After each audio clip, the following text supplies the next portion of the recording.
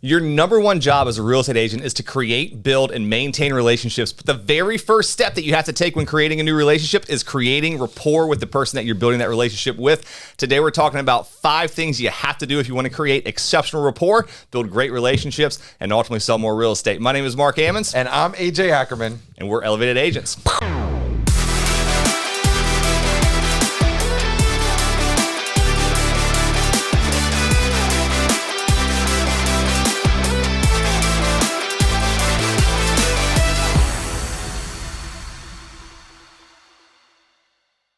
I am so excited about talking about rapport today because I truly believe that rapport is one of the number one skills that you need in sales, in life, in any industry. And before we get into the first one, I want to make sure that you understand what communication is, right? In real estate, it's all about creating, building, and maintaining exceptional relationships. It all matters about, do people know you, like you, and trust you? And in order to have the ability to earn likability and trust, you have to know how to create rapport. But how do you do it? Well, first you need to understand what communication is. Now, communication is probably not exactly what you think it is, but if you've ever heard this before, it's the 7, 38, and 55 rule. 7% of communication is words, right? So many people are worried to have a conversation with somebody because they don't know what to say. Well, I'm here to tell you what you say is the least important when you're creating rapport. It's only 7%. The rest is all nonverbal. 38% has to do with your voice. It has to do with the tonality and the volume of your voice. You know how some people talk really low and some people talk really high, and some people you connect with and some people you think that are really annoying, right? That all comes from the voice. The other part is the non-verbal facial expressions, right? Your body language, your hands, your eyes, the way that you move. These are all ways that you create rapport. And so as we go into these 5 areas, I want to make sure you understand the importance of the non-verbal part of this. And that's actually going to, that helps us go right into the number 1 area, which is something that I like to do is smile, right? What is your appearance? The first area is your appearance. How do you look? What kind of energy are you giving off to people? Let's just talk about open house for a second. When somebody comes into an open house, what's the first thing that they see, that first impression, right? How are you dressed? Are you smiling? Are you giving off a positive energy? Right away, that's going to determine if somebody wants to even talk to you or engage with you. And so when you think about building rapport, you want to think about, how do you look? You know, sometimes you might want to just look in the mirror. Most of you need to look in the mirror and just take a glance and say, how do I look today? How do I want to look today? You know, one of the ways that I built my business was using the phone. You know, it's really easy to connect with somebody over the phone if you just smile. Like, it's funny because now that I'm telling you this, every time you have a conversation with somebody, you're gonna be like, are they smiling or not smiling? You're gonna know if they are or not. And some of these other tips are going to actually help you to get somebody else to smile. You know, I have a challenge that I like to give to myself. If I'm ever out in public, whether it's at the gym or at the mall or at the airport, you know, you walk around and you'll see people frowning, right? Like, I can't even do it because I'm such a happy person. But literally, like, you see people walking around, they're like, you do it better than I do. How do you do it? And you know, I have a challenge where, like, I want to get them to smile. How do I brighten their day? Practice it. The next time you're out and about and you're walking around, just smile at somebody and see what it does, because I'm here to tell you that if they don't smile, maybe you just get a little bit of a smirk, but on the inside they're smiling and it makes their day. That's one way to create rapport. Yeah, I do that on the bike trail all the time. So when I'm like going up against somebody, there's always the people that just have like the very serious scowl as if like they're in their the Tour de France, and you got to give them a huge smile. And if nothing else, it makes them a little uncomfortable and try to figure out why they weren't smiling. But yeah, smiling and being friendly is the first thing. And one thing too, when it comes to appearance, is you can tell whether someone is confident. And so projecting confidence in your posture, in your tone, in the way that you look, in the way that you shake hands, if it's an in-person interaction, and over the phone as well, you can tell by someone's voice and how they present themselves about whether or not they're confident about what it is they're talking about. And since, you know, you're supposed to be the real estate expert, you want to make sure that you have that tone of confidence. And so that's something as well you want to project. And the other thing when it comes to being friendly is there is a limit at which that starts to get a little bit too far. And so particularly being in sales, sometimes coming on a little bit too strong and a little bit too, hey man, how you doing? you kind of get that commission breath, right? That's sort of, I think, the name for where people can just kind of tell that the only thing you're really after is trying to get a sale. And if you come off a little bit too overly friendly and overly happy, that can actually be kind of off-putting for people, and it can sort of put people a little bit on the defensive from a sales position. So you want to be happy, you want to be friendly, you want to be yourself, but a little bit bigger, but don't go overboard. And again, it's very important that you're still acting like yourself. You know, that's the hard part about this, is striking that balance where you still need to be your authentic self, but the authentic self that is a little bit more excited and a little bit happy, a little bit more cheerful and a little bit more friendly than maybe you normally would be on your average day. So just keep that in mind. Don't go overboard on this. And really, I just think projecting that confidence is something that's going to be very important to remember as well as you're thinking about that. And one thing, particularly if you're on the phone, and I've actually found this, so back when I was in the corporate world and I would do like phone interviews with people, I would get, even though they couldn't see me, this wasn't a Zoom interview, it was literally over the phone, I would get dressed in the same thing that I was going to wear if I was going to an in-person interview, right? Because if you're sitting there in your pajamas and you're trying to act as though, you're in this professional setting, you don't really have all the pieces there. And so I'm not necessarily saying you need to wear like a suit and tie when you're calling people on the phone, but like have yourself put together, because if you are put together physically, you're going to feel more confident. You're going to feel as though you're actually kind of in that environment where you're in a business environment. And that's really what you want, because at the end of the day, we are conducting business. So put yourself in the mindset and in the surroundings and in the environment where you can have that confident, professional, friendly, energetic conversation. Yeah, so these 5 tips that we're giving you today are things you can take action at right away. There's a mindset aspect to this. And that kind of leads us into number 2. So yeah, when people tend to call me excited. I have a lot of enthusiasm, but it's controlled enthusiasm. I'm not walking around all day like this, because it would scare people and freak people out. And so the more that you utilize these skills and practice these skills, you'll start figuring out the balance and what works best for you, because what works best for me is not always going to work best for you, and what works best for Mark is not going to work best for me, and that's how it works. But you can still utilize these simple things. Like smiling is a very simple thing that could literally change your conversion ratios overnight. And that's where we kind of go into number 2 from a mindset standpoint, is coming from a place of curiosity. The ability to ask open-ended questions from a place of curiosity is much different. It's like, I don't like to be interviewed. If you're married, you know what I'm talking about, right? We don't want to be sitting there being interrogated, right? Like being interrogated, stinks. But if I'm asking questions that are open-ended, that I'm learning about the person, right? For instance, open-ended questions are who, what, when, where, why, and for what purpose and how. These are the type of questions that you're discovering, right? You're really trying to get an idea of what you could best do to help them out. One of my favorite questions is, what is your goal? What is it that you're looking to achieve? And then you're kind of figuring out how you can best help them. And so make sure that, yes, you smile, but then you want to be extremely curious. If you're only looking for the sale, if you're only looking for somebody as a target that you want to hit, people aren't targets. They don't want to get hit, right? They don't want to be checked off a box.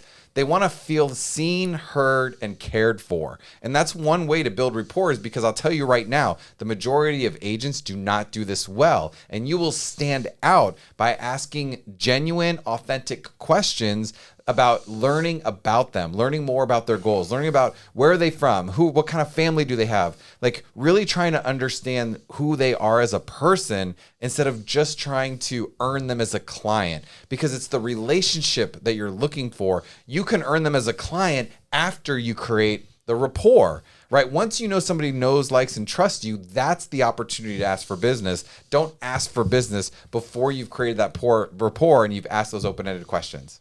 Yeah, the thing to remember as well is that your job is to solve a problem for the person that you're talking to. That's what we get paid to do. And that's what, in essentially any sales role you're getting paid to do, is solve someone's problem, right? People buy things because they want to fix, accomplish, or avoid something. Those are the 3 reasons that people make a buying decision.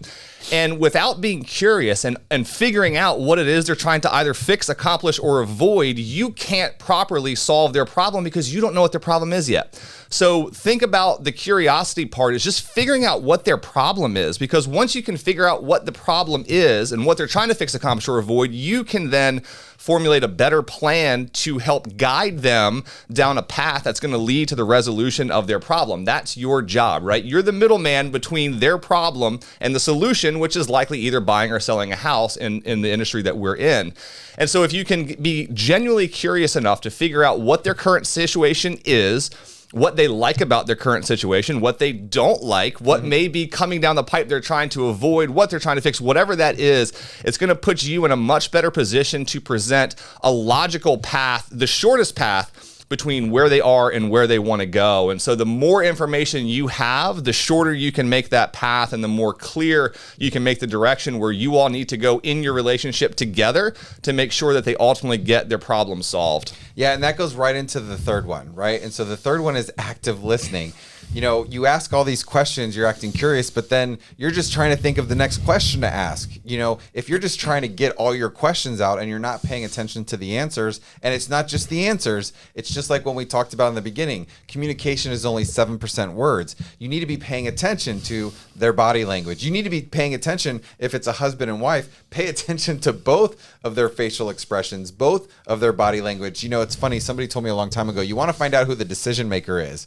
And if you pay attention, usually the person that's talking the least is actually usually the decision maker. And so make sure that you're always including everybody in the conversation. But active listening is actually very difficult, right? Because we're constantly putting our head, you know, it's funny. It's kind of like when you're fighting with somebody. You know, when you're fighting with somebody, you want to get your word across. You're thinking about all the things that you're going to say to talk against them, to go against them. And you're not even listening to their actual issue. You're not even listening to their problem. You're not listening to what they're telling you their needs are. You know, and so you want to learn to actively listen, ask a question, and then be patient. Listen, ask qualifying questions if you need to, right? One of the reasons that I invested 3 months when I first started in the real estate business, I invested in memorizing scripts. I didn't memorize scripts so that I could rattle scripts off. I wanted to memorize questions. I wanted to memorize questions that would help me learn more about people. But I got really good at listening to the answers, because sometimes you don't need to ask 10 questions. Sometimes you only need to ask 2. Sometimes you only need to ask 5. It really depends on the situation. And so that ability to listen, right? Well, what is this saying? God gave us 2 ears and 1 mouth for a reason, right? You should be listening twice as much as you're talking. Let people share. Ask them, you know, tell me more. You know, can you give me some more details on that? You know, being able to actively listen and learn more about people is going to help you create that rapport with them, because now not only do you stand out, but they believe that you actually care them. People don't care how much you know until they know how much you care, right? And so by actively listening, you show that you actually care about them. So how do you let the other person know that you're actively listening? Because it's very easy to fake it, right? You can have this really like engaged look where you're really paying attention, but all you're trying to do is figure out like where you can take the conversation next. So how do you show the person that you were having a conversation with that you were indeed listening and you indeed heard them? There's a couple things that you can do. So the biggest one is to repeat back what they said in a paraphrased way to make sure that you actually did understand. And so you may think that you understand what they're saying, but if you can repeat back to them in your own words what you heard them say, and then get confirmation from them that what you heard them say is indeed what they meant, that's the best way that you can show someone that you're actively listening to them. And it's also the best way to clear up any miscommunication or misunderstanding that you may have had in what they said early on, because you may have actively listened to them, but you may have mistook what they said and had it meant something different. So, you know, when someone says something to you, you can say, great, just so I have that clear, what I'm hearing you say is, and then repeat back to them what they said, and then finish that with, does that sound right? So something like that is a great way to show the person that I'm indeed listening. I'm curious enough to dig deeper.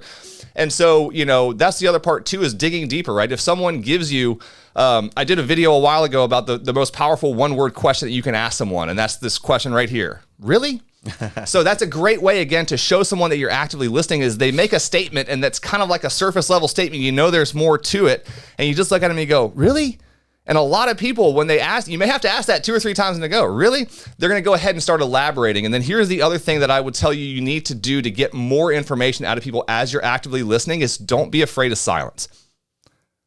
So many people are afraid of silence in a conversation.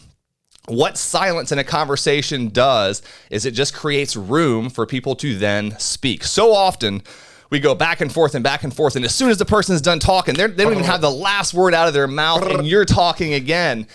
And a lot of times what you've done is you've cut the person off from maybe wanting to go deeper. And particularly if you can tell that someone is holding back when you ask them a question, you ask them a question and they give you a very, very short answer. You can either reply to that with really, and then when you do that, shut your mouth, be quiet, and wait for them. People don't like silence. And so if you're okay accepting the silence in the conversation, the other person will most likely try to fill it.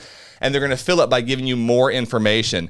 And if you can practice just keeping your mouth shut, like AJ said, listen twice as much as you talk, at least. If you can do that, if you can create that silence, you're creating room in the conversation for them to give you more information that maybe they were going to hold back. But again, people don't like silence. They're going to want to fill that. So use that to your advantage. Actively listen, repeat back, and then allow silence in the conversation so you can go a little bit deeper. You know, I don't know if you guys know this or not, but we don't plan anything here.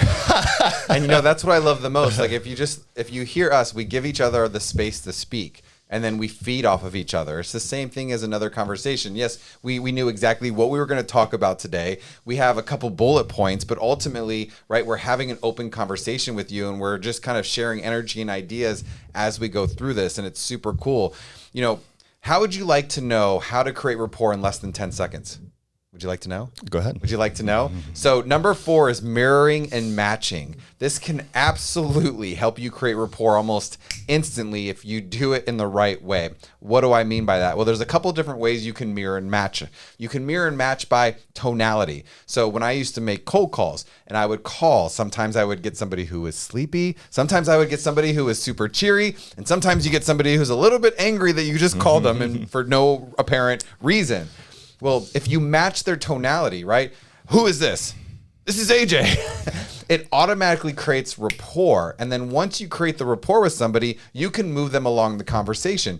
It's the same with body language. If you're having a conversation with somebody and you want to connect and they have their arms folded, fold your arms. And you'll know there'll be a moment where you connect. And if you unfold your arms, they will match you and they will start matching and mirroring you. And then you get control over the conversation. It's a really fantastic way. So once again, if somebody's frowning, you can look at them and frown and then smile, and then you'll watch. They will start matching you. It's a kind of a really magical way to create rapport. And this is something that you can start practicing. Now, you know, don't get annoying with it. It's kind of like being overly excited or overly friendly. If you're over matching and mirroring, you're just going to piss somebody off. But that's pretty rare. Typically, if you start practicing and learning this, you'll find a really good way to do it. Yeah, when it comes to matching as well, it's not only in, and AJ's right, there are a lot of things physically that you can do that draw a lot of connections. And you know what AJ was talking about, where someone has their arms crossed. So there's different body language things that we have that are indicating something about our mindset. And so typically folded arms, crossed arms is something where you're typically not open to what the person's talking about. If you see this, there's a good chance that that person's really not open yet to what you're doing. And what AJ was saying, where if you then cross your arms and you kind of stay in sync for a little while and then you uncross your arms, there's a decent chance they will. And when they do that, what they're telling you is, I'm now becoming a little bit more open-minded to what it is that you're talking about. So you can read people's body language and sort of influence their body language and their mindset by doing that. The other thing to know as well is you need to understand different personality types and how different personality types like to be communicated with. And so the same presentation style that you're going to have for, you know, a hyper analytical person with a hyper, you know, empathetic, there's a lot of different personality types, and the way that you need to, the things that you need to talk about, the way that you need to talk, the level of detail that you need to go into is going to be very different depending on the person that you're talking to. I'm a very analytical person. So when someone talks to me, I love hearing facts, figures, numbers, statistics, all that kind of stuff. That works well for me. But if I'm giving a presentation to someone that I can tell is not analytical at all and is very emotional and really wants to have that more like personal connection, I'm not going to talk about facts, figures, numbers, statistics, because I'm going to lose them. I'm going to bore them. And so you need to understand the personality type that you're talking to and what they're going to be receptive to and how they like to be communicated with. And if you've never taken something like a DISC exam, where you kind of get this full analysis of your communication style and how you like to be communicated with, and sometimes how your communication can come off to other people, that's something that could be very beneficial for you to understand how your natural style as a speaker comes off to other people. You can learn about how you like to be communicated with, and that's going to teach you about like who's going to be a good natural fit for your natural style. And then from there, understanding that you can use that with when you're with someone who has that same natural style, but then understand you're going to have to make some slight adjustments. And again, you're not being a different person. You're still being your authentic self, but you're going to deliver the information in a way that's going to be received well by the person that you're talking to. Yeah, people don't care about you. They care about themselves, right? Like, I don't care about you. I care about myself. I mean, I really do care about you. But the thing is that, you know, people want to know, people care about how they are, how they learn, how they focus, what's most important to them.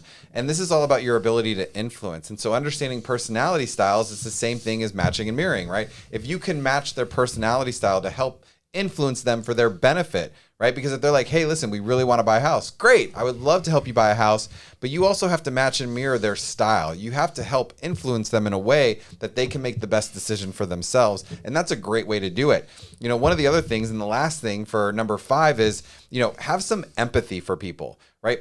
Put yourself in their shoes. You know, I know it can be really challenging sometimes, right? Because we are human beings, you know, and we do have these thoughts and the ideas and these things that we need, but we need to be a little bit more empathetic and understanding. And one way that you can also do that, which is another great way to create rapport, is to find commonality. You and I, we all have something in common. There's something we have in common. At the very least, we are all sharing this experience called the human experience, right? But somebody could also be a dad or a mom. They could be a grandma or grandpa. They could be somebody who was in the military. I mean, there's a lot of ways to find commonality. And one of the fastest ways to create rapport is to figure out where that commonality is. What can you guys talk about that you both liked? What's your favorite foods? What's your favorite place to visit? Did you go to the same college? Are you from the same town? I can go on and on. There's probably multiple ways for you to find commonality, but this is a great way to kind of have that empathy, because if you can find commonality, then you can find a little bit more understanding about where they're from and who they are and maybe some of the experiences that they've been through. Yeah, that's one of the first things that I generally start off, right? Like as I'm meeting someone, before we ever get into whatever type of business it is that we're likely going to eventually engage in, if that happens, you know, someone may be someone that I can't help. They don't have a problem I can fix, and that's okay too.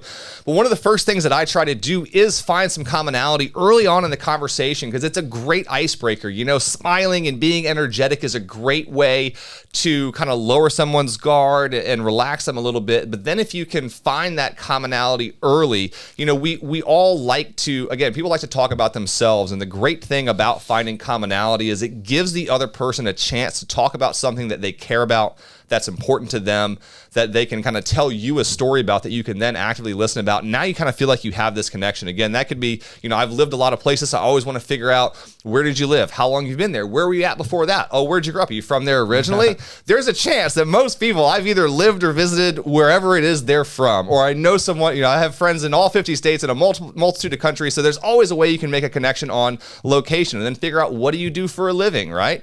Do you have kids? There's so many different things that you can do. And if you can do that early, you can create that connection. And that's a great way, like AJ said, to really start building rapport. And the cool thing is, once you learn all these little things, remember them, take notes on these things as well. And again, after, you know, it's going to take multiple touches with that person before they eventually decide to do business with you, if they decide to. And if you can show, a part of active listening is remembering those things that you had in common for later, so that it's a great way, again, when you want to follow up with somebody and kind of have a valid business reason, or just a valid reason to do that. You know, maybe you guys figured out that you like the same sports team. Awesome. So that gives you an opportunity to just send a quick little message after you guys had a great win and say, hey, you know, awesome that we crushed it out there today. Hope you were watching the game, you know, great job to us, whatever. There's so many different things that you can use that for, to then create valid reasons to reach out to them in the future, and just, again, continue to maintain that relationship. If you want to create a bigger real estate business, this is required. And what's really cool is this is one of those skills that you keep forever. You know, it's all about who do you need to become in order to help 50 families buy and sell homes. Well, this is part of who you need to become. And so as you learn these skills and you become the person that does pay attention, that does create rapport, that does mirror and match, it's going to become who you are. And you're going to, it's amazing how many more people you'll connect with, how better you get at communication, and how much rapport you build. Now, I'd like to end this video with one, you're obviously aware of who we are now and you know us. And if you like us and if you trust us and you'd love to learn more about LPT Realty, then schedule a call with us because we would love to create some more rapport with you. We would love to invest some more time with you. We would love to learn more about you, your business, and how you could grow. And so just go ahead and click below and click a Zoom call with us, and we would love to connect with you. Guys, thanks so much for watching. I hope you took something away from this. And the cool thing about all of this is you don't have to wait until your next cold call, until your next prospect. You can practice this all day, every day. When you're at the grocery store, talk to the cashier that's checking you out. When you're at the gas station, the person's pumping gas next to you, talk to them. You go to the coffee shop to get a latte, talk to the barista. Learn how to do this outside of your professional aspect. And what you're going to find is that a lot of those conversations you have are going to potentially become future relationships that you can actually use in real estate. So practice this often, and you'll see the results from it. Love you guys. Talk to you soon. See you soon.